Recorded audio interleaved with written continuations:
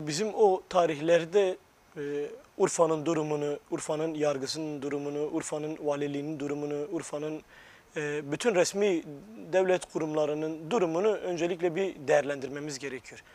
Çünkü bahsettiğimiz 2014, 15 ve 16 yılları bildiğiniz polis devleti haline getirilmiş bir ülkeydi. Ve Urfa bunun çok daha fazlasını yaşayan bir yer haline gelmişti. Sistematik işkence o kadar yoğundu ki ve resmen emniyet güçleri dosyalara müdahale ediyorlardı ve dosyalarda istediği şekilde yön verebiliyorlardı.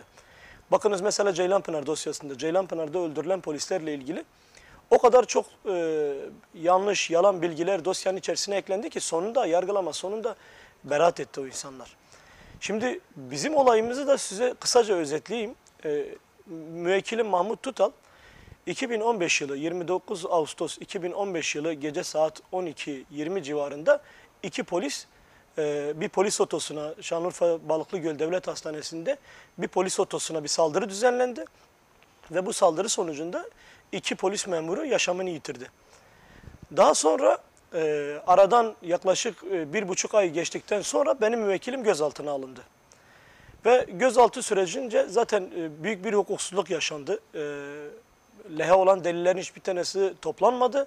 Bunun yanında bir de müthiş derecede işkencelere maruz kaldı ve bu olayı onun işlediğine ilişkin zorlandı. Fakat müvekkil o saatte evdeydi ve hiçbir ilgisi ve alakası da yoktu bu olayla ilişkin.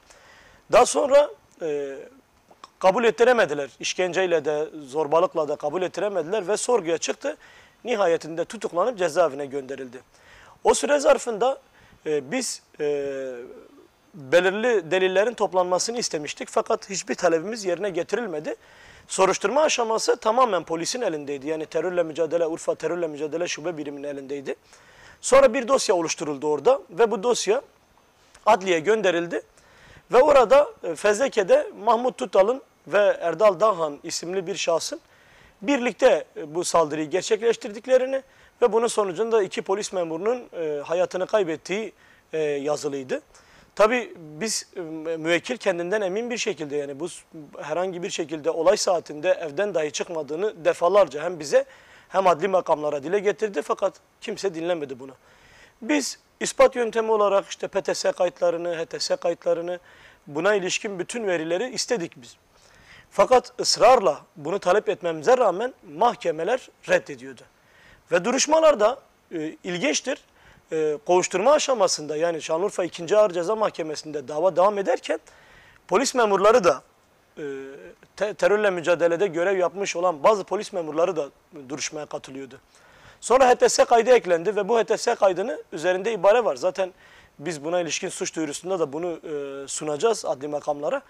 Üzerinde terörle mücadele şube müdürlüğünce hazırlanmıştır diye bir ibare var. Ve o ibarede olayın gerçekleşme saati 29.08.2015 saat 00.10 ile 20 arası Mahmut Tutal'ın HTS kayıtları 28.08.2015'te saat 23.15 sonrasında yok. Biz bu eksikliği o zaman da fark etmiştik fakat aklımıza sahte belge ya da evrakta sahtecilik yapacakları aklımıza gelmemişti. Biz ısrarla istedik ve mahkeme ısrarla bunu reddetti. Yani biz bağımsız bir şekilde Türkiye İletişim Başkanlığı'na yazı yazılıp Mahmut Tutal'ın HTS kayıtlarının dosya içerisine alınmasını istedik. Her duruşmada bunu talep ettik ve reddedildi.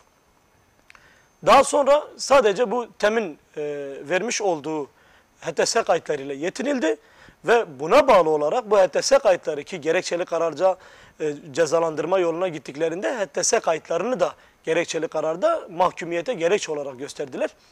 Daha sonra Mahmut Tutal'a 48 yıl hapis cezası verildi. Sonra biz bunu istinafa taşıdık. İstinaf da incelemeden onayladı ve daha sonra Yargıtay'a götürdük. Nihayetinde Yargıtay da bu iddialarımızı dikkate dahi almadan onayladı.